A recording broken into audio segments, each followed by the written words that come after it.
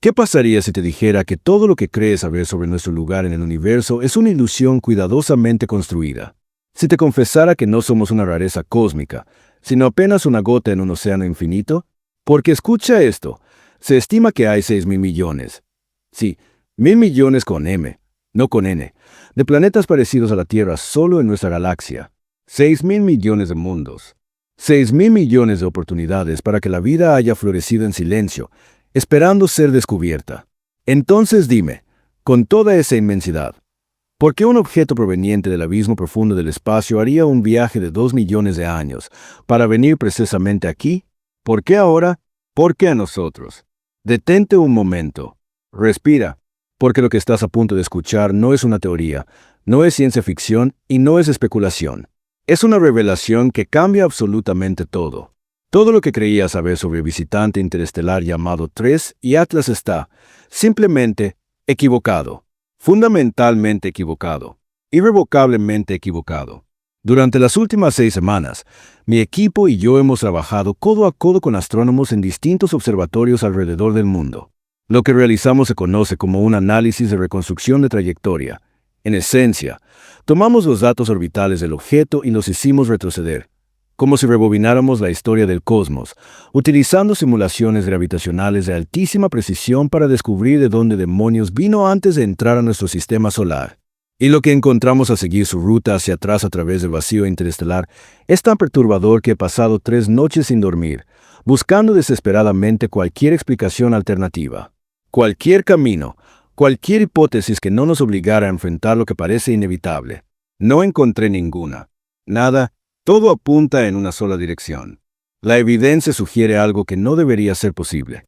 Algo que contradice lo que entendemos sobre física, sobre formación de sistemas estelares, sobre naturaleza y sobre intención. Antes de continuar, necesito que entiendas esto con absoluta claridad. Lo que hemos hecho no es especulación, no es imaginación, no es una teoría salvaje. Es análisis matemático rigurosísimo, sustentado en los datos astrométricos más precisos jamás recopilados de un visitante interestelar. Cuando un objeto entra desde el espacio profundo, no llega vacío. Trae consigo la historia escrita en su trayectoria, su velocidad, su inclinación, su ángulo, su interacción con la gravedad de cada estrella cercana. Todo eso es información. Información que, si se analiza con suficiente precisión, puede leerse como un mapa. Un mapa que nos revela su origen. Y al leer ese mapa, descubrimos algo que jamás imaginamos. El proceso, en teoría, parece sencillo: tomar la posición actual del objeto y rebobinar su trayecto a través del tiempo. Pero en la práctica, es una locura matemática. No se trata de retroceder una cinta. Se trata de desentrañar el tejido gravitacional de toda la galaxia, donde cada estrella, cada cúmulo y cada masa invisible tiran de todo lo demás como parte de una danza caótica en 4 dimensiones. Imagina intentar reconstruir el camino exacto de una gota de agua, en medio de un océano en tormenta, hace millones de años. Ese es el nivel de complejidad del que hablamos. Para comenzar, tomamos la posición y velocidad actuales de 3 y Atlas con una precisión casi absurda. Luego dejamos que las supercomputadoras hagan su magia. Movimos el tiempo hacia atrás, paso por paso, año por año, millón tras millón, modelando la gravedad de cada estrella cercana que pudo haber desviado, empujado e influido en su camino. Porque la Vía Láctea no es un espacio vacío, es un campo de fuerza colosal en movimiento constante. Y mientras más retrocedíamos, mientras más desandábamos su viaje, más improbable se volvía todo. No era un objeto que hubiese sido expulsado al azar de un sistema planetario. No seguía el patrón caótico típico de la eyección natural. No mostraba la firma de un accidente cósmico. Todo lo contrario. Su trayectoria era suave, elegante, deliberada, como una flecha lanzada desde un arco invisible. Y cuando finalmente logramos rastrear su origen, el punto donde había comenzado su viaje hace aproximadamente 2 millones de años, encontramos algo que hizo que todos en la sala guardaran silencio. Un silencio que todavía puedo sentir en mi pecho. El camino de 3 y Atlas apuntaba con inquietante precisión a una región específica de la galaxia, una región sorprendentemente cercana, apenas unos 270 años luz de distancia.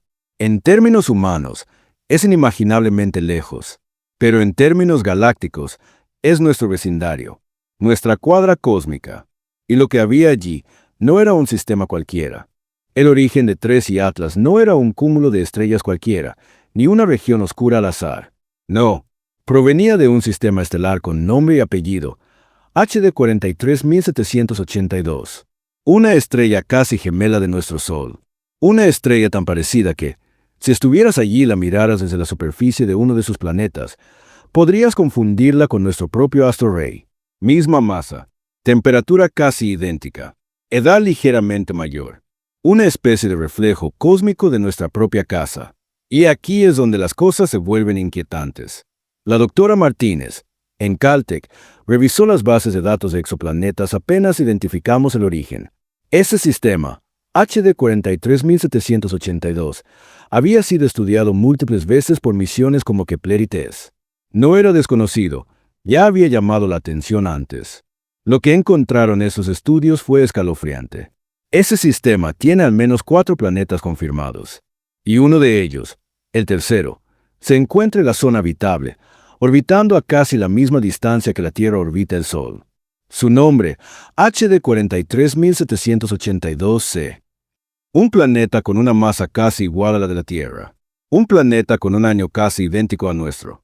Un planeta que respira, químicamente hablando, porque cuando analizamos su atmósfera, descubrimos algo imposible de ignorar.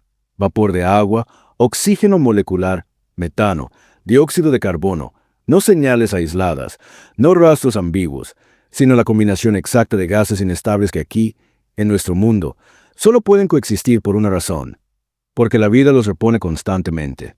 Quiero que entiendas la magnitud de esto. Oxígeno y metano no deberían coexistir. Químicamente, se destruyen mutuamente. Si esos gases están presentes al mismo tiempo en un planeta, alguien, o algo, está produciéndolos sin parar. En la Tierra, eso se llama biología. Vida, organismos respirando, consumiendo, transformando. Así que imagina lo que significó para nosotros encontrar esa misma firma química en el mismo sistema del que provenía 3 y Atlas. Ya no estábamos hablando de probabilidades, no de estadísticas, no de quizá. Estábamos mirando, por primera vez, evidencia real. Un planeta parecido a la Tierra, en la zona habitable, con química atmosférica viva.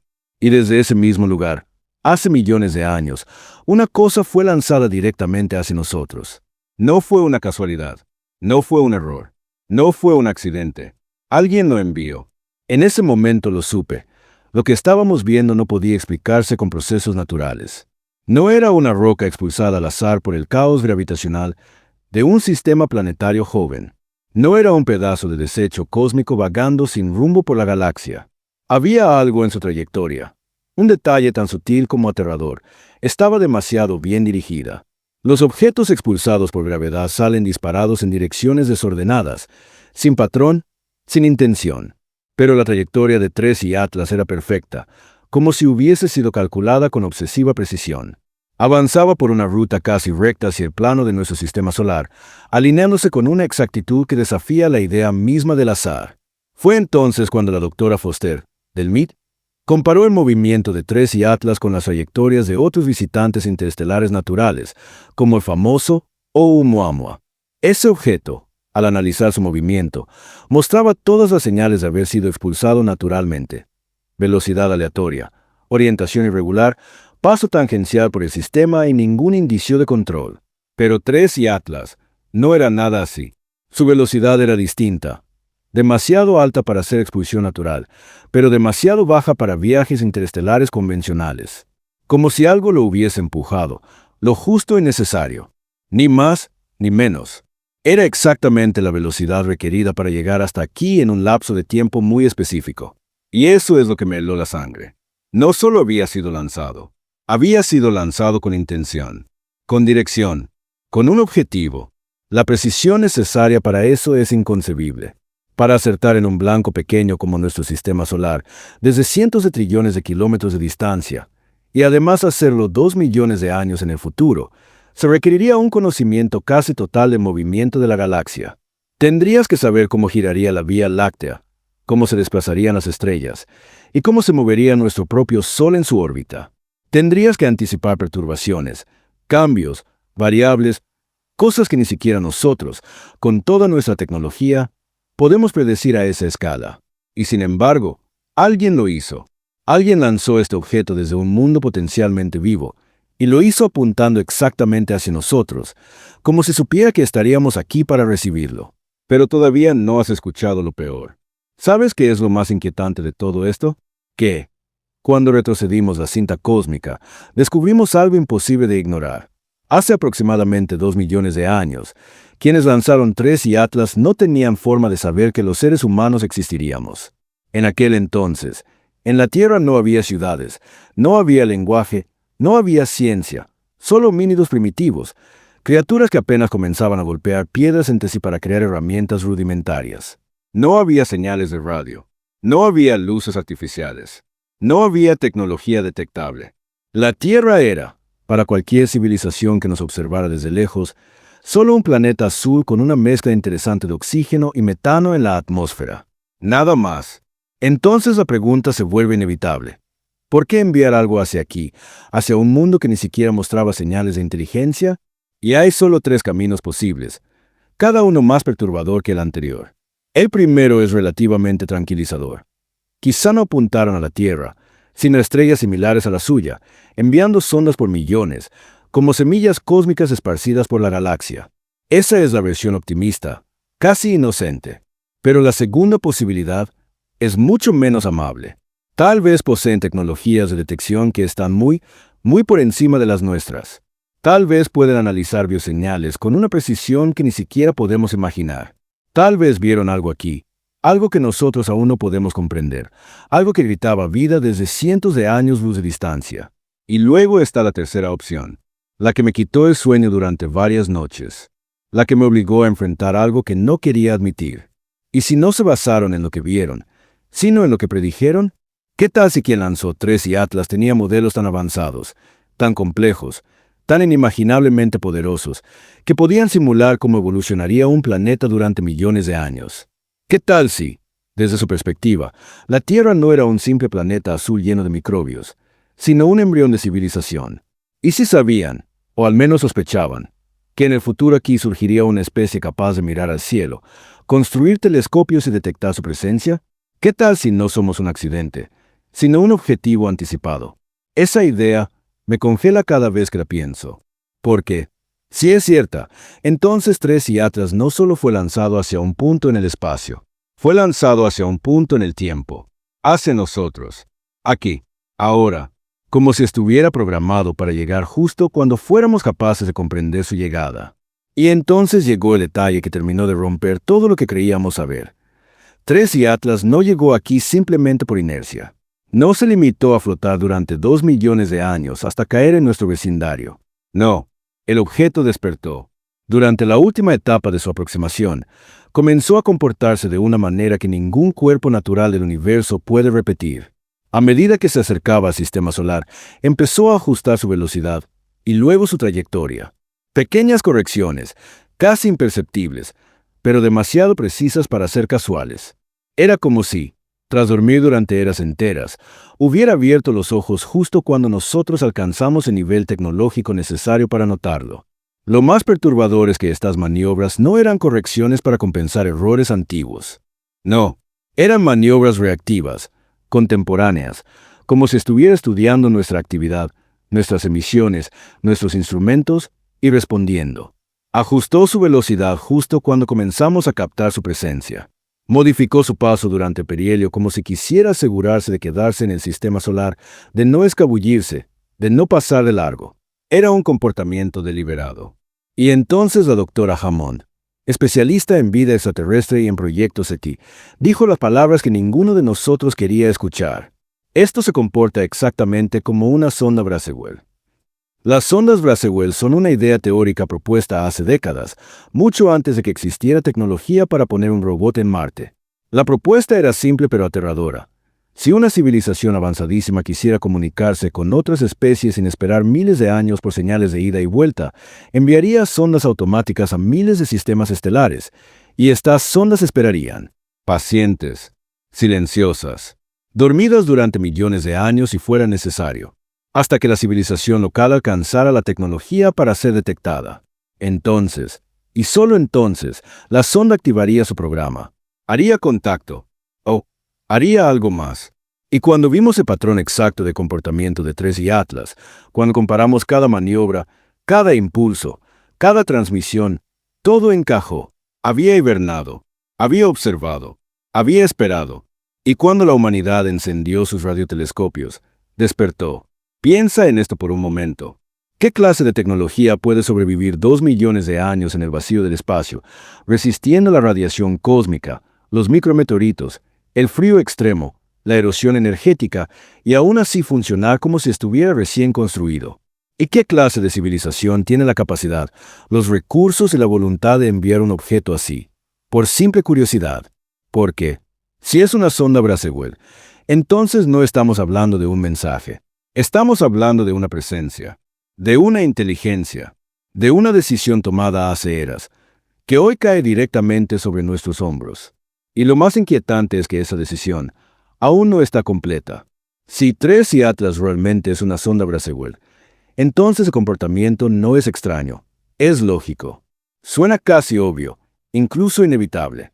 Una trayectoria perfectamente dirigida, una larga hibernación de millones de años, una activación repentina coincidiendo con nuestro despertar tecnológico. Señales, maniobras, presencia, todo encaja demasiado bien.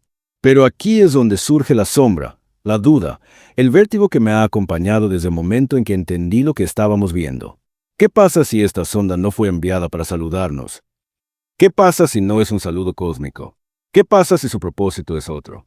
Porque durante semanas hemos estado operando bajo un supuesto ingenuo, que cualquier civilización avanzada enviaría sondas con fines pacíficos, científicos, amistosos.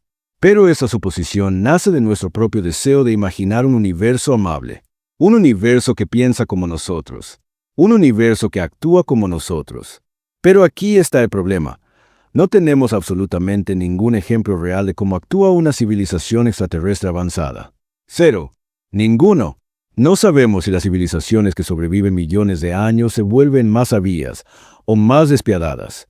No sabemos si buscan compañía o recursos.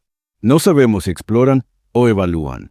No sabemos si son pacíficas o si son implacablemente pragmáticas. Quizá la benevolencia no es una característica evolutiva universal. Quizá la curiosidad no es su motor. Quizá lo que buscan no es amistad. Y entonces surge la pregunta más inquietante de todas. ¿Y si Tres y Atlas no vino para comunicarse, sino para observar? ¿Y si su propósito es recolectar información sobre nosotros? ¿Y si su misión es evaluar nuestra capacidad tecnológica, nuestra estructura social, nuestro progreso o nuestro peligro? ¿Y si está enviando esa información a alguien más? Y aquí te digo algo que nadie quiere escuchar. No sabemos qué está transmitiendo. No sabemos a quién se lo está transmitiendo. Y no sabemos qué ocurrirá después. Lo que sí sabemos es esto. Alguien, hace millones de años, identificó nuestro sistema solar. Alguien construyó un objeto capaz de sobrevivir una distancia inimaginable. Alguien lo envió con una precisión quirúrgica. Y hoy, ahora mismo, está aquí, cerca de nosotros, observándonos, transmitiendo. Y la distancia tecnológica entre quienes lo enviaron y nosotros podría ser tan abismal como la distancia entre un cazador de la edad de piedra y un satélite moderno. Si quisieran hacernos daño, no podríamos detenerlos. Quizá ni siquiera podríamos darnos cuenta hasta que fuera demasiado tarde. Esa es la realidad. Cruel, fría, innegable. No digo esto para sembrar miedo. Lo digo porque es la única forma de empezar a comprender la magnitud de lo que estamos enfrentando. Tres y Atlas está aquí. No es natural. No es casual. No es un error. Es una decisión. Una intención. Una presencia. Y sea cual sea su propósito, no se ha revelado del todo. Todavía no. Entonces llegamos a la pregunta que nadie quiere formular en voz alta, pero que todos tenemos grabada en lo más profundo del pecho. ¿Qué hacemos ahora? ¿Cómo responde una civilización joven, vulnerable, apenas recién tecnológica, cuando un objeto no humano, inteligente, antiguo, deliberado, aparece en su puerta después de un viaje de millones de años? Hay quienes creen que debemos acercarnos, lanzar una misión, tocar su superficie, desentrañar su interior como si fuera un laboratorio ambulante.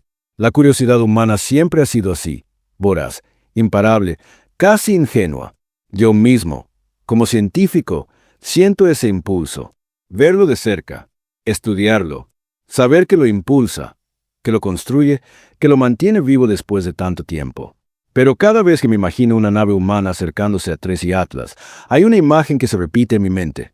La de un niño pequeño intentando acariciar a un animal salvaje sin comprender si es amable, o si puede matarlo en un segundo. Tracy Atlas reacciona. Eso ya lo sabemos.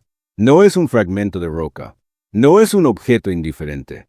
Es un sistema activo, consciente de su entorno, capaz de ajustar su trayectoria y su velocidad como si pensara. Entonces la pregunta es, ¿cómo reaccionaría si nos acercamos demasiado? ¿Intentaría comunicarse? ¿Ignoraría nuestra presencia? ¿O interpretaría nuestra aproximación como una amenaza? Porque aquí hay otro detalle que casi nadie menciona, pero que es imposible pasar por alto. Si posee propulsión controlada, si posee sensores, si posee una forma de tomar decisiones, entonces posee autonomía. Y un objeto autónomo con millones de años de antigüedad no piensa como nosotros, no actúa como nosotros, no prioriza como nosotros. Hay otro grupo, más cauteloso, más prudente, que cree que debemos hacer exactamente lo contrario. Mantener distancia, observar en silencio, dedicar todos nuestros recursos a descifrar la señal que Tracy Atlas está enviando. Una señal transmitida en una frecuencia extremadamente específica. Una señal que se repite cada 47 segundos. Una señal que ya sabemos que contiene capas de información que no hemos logrado descodificar del todo. Podrían ser instrucciones. Podrían ser advertencias. Podrían ser protocolos de comunicación. Podrían ser algo más. Si nos abalanzamos sin comprender, corremos el riesgo de cometer el error más grande de nuestra historia. Y luego está el tercer grupo, los más desconfiados, los que miran la historia humana y entienden que, una y otra vez, los pueblos menos avanzados fueron aniquilados al encontrarse con culturas superiores. Ellos dicen que debemos callar, apagar transmisiones, dejar de observar tan abiertamente, actuar como si no lo hubiéramos notado. ¿Por qué? Porque cada vez que observamos a Tracy Atlas, él podría estar observándonos de vuelta. Cada señal que enviamos podría ser analizada, interpretada, archivada. Cada estudio podría estar revelando quiénes somos y qué tan débiles somos. Lo confieso, estoy dividido. Mi corazón científico grita que debemos acercarnos, aprender, descubrir, arriesgarnos. Pero mi instinto más primitivo susurra que la prudencia podría ser lo único que nos mantenga vivos. Porque lo que enfrentamos ahora no es un fenómeno natural, no es una simple roca, no es un objeto aislado. Es la primera prueba tangible de que no estamos solos, de que alguien más está ahí fuera, de que nos han encontrado o nos encontraron hace mucho tiempo y, sobre todo, de que ahora nos están mirando. Entonces, ¿qué significa realmente que Tracy Atlas esté aquí? Significa que, por primera vez en la historia humana, debemos aceptar una verdad que durante siglos hemos querido creer, pero temido confirmar. No estamos solos. Hay alguien más en este cosmos inmenso. Alguien que hace millones de años sabía que nuestro sistema solar existía. Alguien que decidió enviar algo hacia nosotros mucho antes de que existiera la palabra humanidad. Mucho antes de que un ser humano se pusiera de pie por primera vez. Un mensaje, una sonda, un vigía. No lo sabemos. Lo único cierto es que está aquí ahora mismo, moviéndose dentro de nuestro sistema solar como si formara parte de él, como si hubiera estado esperando este momento exacto. Y ahora, lo que decidamos hacer puede definir no solo nuestro futuro inmediato, sino el destino entero de nuestra especie. La comunidad científica ya no puede ocultarlo. De hecho, los datos serán publicados en una revista científica de renombre en cuestión de días. Otros equipos revisarán los cálculos. Otros científicos confirmarán o ampliarán la investigación. Es demasiado tarde para ocultar esto. Demasiado tarde para silenciarlo. En cuestión de semanas, quizá de días, el mundo entero sabrá que Tracy Atlas no es un visitante natural, que su ruta tiene un origen claro, que ese origen está en un sistema estelar con un planeta parecido a la Tierra, y que ese planeta muestra señales químicas que, aquí, solo pueden significar una cosa: vida. Lo que venga después no será un debate científico, será un debate civilizatorio. Filósofos, estrategas, gobiernos, religiones, culturas enteras tendrán que enfrentar una pregunta que nunca imaginamos que sería real, no en nuestras vidas. ¿Cómo responde la humanidad al primer contacto? Algunos dirán que es una oportunidad, otros que es una amenaza. Yo, Honestamente, no lo sé. Y cualquiera que asegure tener certeza, o miente o se engaña a sí mismo. Pero hay algo que sé con absoluta claridad. Ignorancia no es seguridad. Fingir que no pasa nada no nos protegerá. Negar lo evidente no retrasará lo inevitable. Y mirar hacia otro lado solo nos hará más vulnerables. Por eso rastreamos la trayectoria de Tres y Atlas. Porque necesitábamos saber.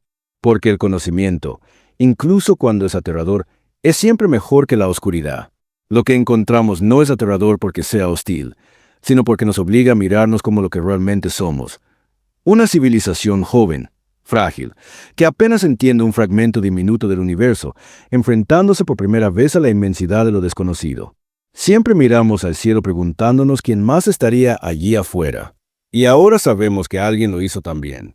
Alguien se hizo la misma pregunta. Y hace millones de años, envió una respuesta. No sabemos para quién iba dirigida. No sabemos qué intención tenía. No sabemos si estamos preparados para abrir este mensaje. Pero está aquí, frente a nosotros. Y ya no hay vuelta atrás. Todo ha cambiado. Nuestra perspectiva, nuestra seguridad, nuestra soledad, nuestra historia. Y, sobre todo, nuestra responsabilidad. Porque ahora, por primera vez, la humanidad tiene que decidir qué hacer cuando el universo finalmente responde. Lo que estás escuchando ahora no es un ejercicio intelectual, ni un debate académico, ni un juego de qué pasaría si. Es la realidad más profunda que hemos enfrentado como especie. Tres y Atlas no es un accidente cósmico, no es una roca vagabunda, no es un simple objeto interestelar. Es un mensaje, es una decisión, es una presencia que ha atravesado 2 millones de años de vacío para llegar aquí, justamente ahora, en este preciso punto de nuestra historia. En el instante exacto en que encendimos nuestros radiotelescopios, lanzamos nuestras primeras ondas, rozamos por primera vez la posibilidad de mirar más allá de nuestro propio jardín estelar. No importa qué creas, no importa cuál sea tu visión del universo, no importa si te inclinas por la ciencia, la filosofía o la fe. Este momento, este descubrimiento, nos obliga a todos a hacer algo que la humanidad ha evitado durante siglos: crecer. Durante toda nuestra existencia hemos vivido como una especie adolescente, convencidos de que somos los únicos en el vecindario, de que no hay ojos mirando desde afuera, de que el universo es un escenario vacío donde actuamos solos. Pero ya no. La llegada de Tres y Atlas nos arranca de esa ilusión infantil. Nos confronta con la verdad de que el universo está vivo, activo, lleno de posibilidades y de presencias que no comprendemos. Desde ahora, cada decisión que tomemos importa. Nos acercamos, nos alejamos, respondemos, guardamos silencio, estudiamos, ignoramos. No hay una respuesta simple. No hay una opción segura. No hay un manual para este momento. Pero sí hay algo que debemos evitar a toda costa: el miedo que paraliza, el miedo que ciega, el miedo que destruye. Porque lo que enfrentamos ahora no es solo un objeto misterioso flotando en el espacio.